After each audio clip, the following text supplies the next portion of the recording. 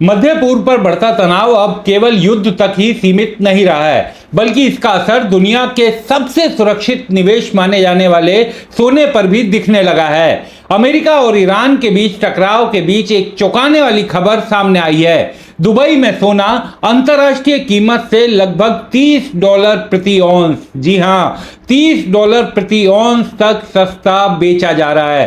अंतर्राष्ट्रीय बाजार में सोने की कीमत करीब $5170 प्रति औंस है, लेकिन दुबई में $30 प्रति औंस की सेल लग गई है। वहां पर सस्ता बेचा जा रहा है। नमस्कार, मैं हूं विक्रांत यादव और आप देख रहे हैं अपना चैनल द स्वतंत्र बाजार।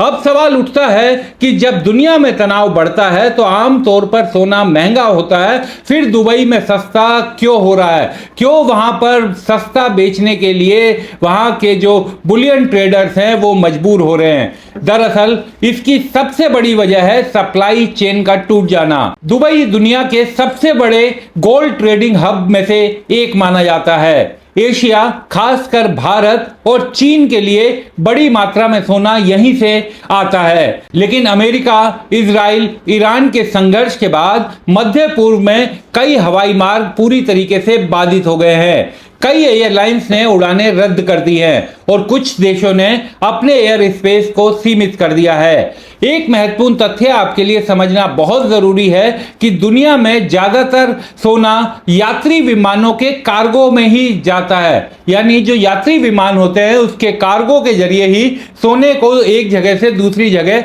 भेजा जाता है। जाहिर है, जब उड़ानें कम हो जाएंगी तो कार्गो के जरिए सोना भी नहीं भेजा जाएगा और सोने की ढुलाई असर पड़ता है। इस समय स्थिति यह है कि दुबई में बड़ी मात्रा में सोना तो मौजूद है, लेकिन उसे दूसरे देशों में भेजने में तकलीफ आ रही है, परेशानियों का सामना करना पड़ रहा है। इसका परिणाम यह हुआ कि वहां के व्यापारियों के पास स्टॉक जमा होता जा रहा है। सोना लंबे समय तक अगर स्टोर करके रखें तो वो महंगा पड़ता है। इसमें बीमा, सुरक्षा और भंडारण का बड़ा खर्चा होता है। इसी वजह से कई व्यापारी अपने स्टॉक्स को जल्दी निकालने के लिए अंतर्राष्ट्रीय कीमत से कम दर पर बेचने के लिए मजबूर हो गए हैं। यही कारण है कि दुबई में सोना $30 प्रति औंस तक डिस्काउंट पर बिकने लगा है। अब सवाल यह उठता है कि इसका भारत पर क्या असर होगा।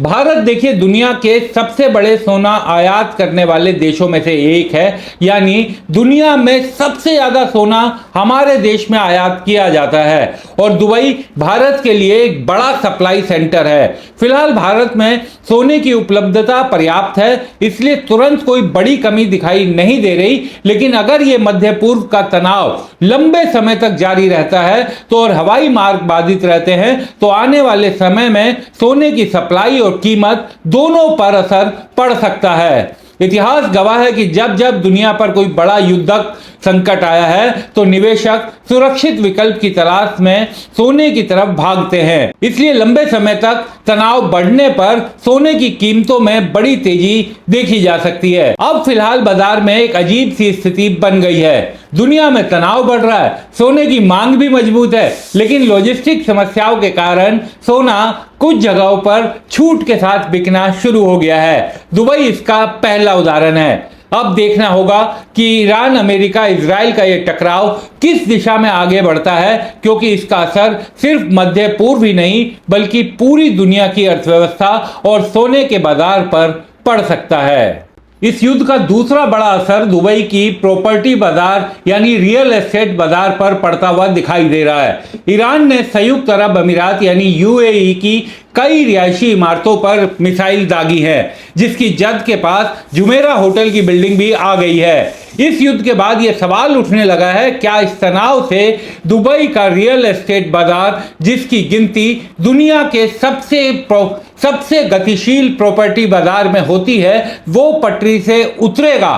क्योंकि इस तरीके का संकट दुबई के सामने दिखाई देने लगा है। एनारॉक की ताजा रिपोर्ट के मुताबिक मध्य पूर्व का यह भू राजनीतिक तनाव निवेशकों के सेंटिमेंट्स को अस्थायी तौर पर प्रभावित कर सकता है। इसका असर भारतीय निवेशकों और रियल्टी कंपनियों पर पड़ सकता है। ऐसा हम क्यों कह रहे हैं? ये इसलिए क्योंकि भारतीयों ने बड़े पैमाने में पिछले कुछ सालों में दुबई में निवेश किया है। दुबई में करीब 20 से 22% भारतीय नागरिकों की हिस्सेदारी है। एनारोग की ताजा रिपोर्ट बताती है कि दुबई के रियल एस्टेट बाजार में भारत और भारतीयों की एक बड़ी महत्वपूर्ण भूमिका है। दुबई में विदेशी प्रॉपर्टी खरीदारों में भारतीय नागरिकों की संख्या करीब 20 से 22% है।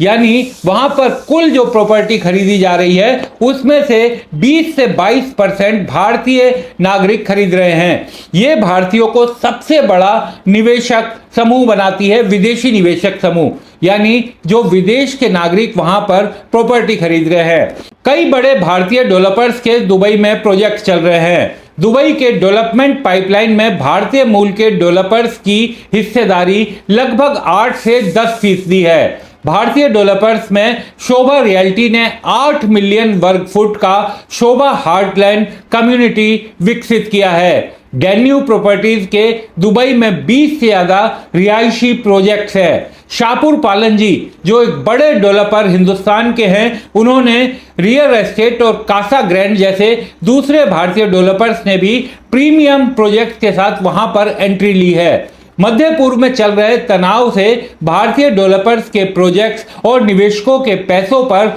जोखिम बढ़ सकता है। अब आप ये पूछेंगे कि आखिर दुबई में क्यों इतनी बड़ी संख्या में प्रॉपर्टी में निवेश किया जाता है। दरअसल भारतीय निवेशकों द्वारा दुबई में निवेश के प्रमुख कारणों में भौगोलिक निकटता, डॉलर के मुकाबले दिरहम में ज्यादा स्थिरता, 6 से 9% के बीच मिलने वाला आकर्षक रेंटल यील्ड शामिल है। साल 2025 में दुबई ने अपने इतिहास में सबसे ज्यादा 917 अरब दिरहम यानी करीब 250 अरब डॉलर का रियल एस्टेट का लेन देन दर्ज किया था।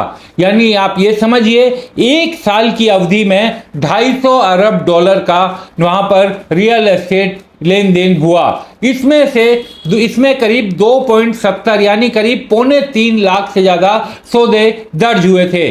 मौजूदा युद्ध की हालत में बाजार में एक वेट एंड वॉच की स्थिति बन गई है। इसका सीधा असर उन प्रॉपर्टीज पर ज्यादा पड़ेगा जो अभी निर्माणाधीन है। एनारोग ग्रुप के एग्जीक्यूटिव डायरेक्टर और research head doctor Prashant Thakur के मुताबिक मध्य पूर्व तनाव के कारण सौदे कुछ दिनों के लिए दुबई में धीमे पड़ सकते हैं, लेकिन दुबई के बाजार ने इतिहास के संकटों को सहने और तेजी के साथ उभरने की शानदार क्षमता दिखाई है। मिडिल ईस्ट के टूरिज्म सेक्टर को भी इस हमलों से, इस तनाव से बहुत बड़ा नुकसान झेलना पड़ सकता है, क्योंकि खाड़ी के देशों में टूरिज्म पिछले कुछ सालों में बहुत ज्यादा बढ़कर दुनिया भर के टूरिस्टों को आकर्षित करने में कामयाब हुआ है। मिडिल ईस्ट टूरिज्म को इस तनाव से 36 से 56 अरब डॉलर के बीच का नुकसान हो सकता है।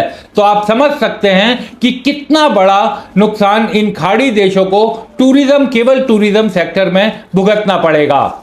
इस खबर में फिलहाल इतना ही। आप सभी से अनुरोध कि अभी तक अगर आपने हमें लाइक, शेयर, सब्सक्राइब नहीं किया है तो कृपया हमें लाइक कीजिए, शेयर कीजिए और सब्सक्राइब करना ना भूलिए।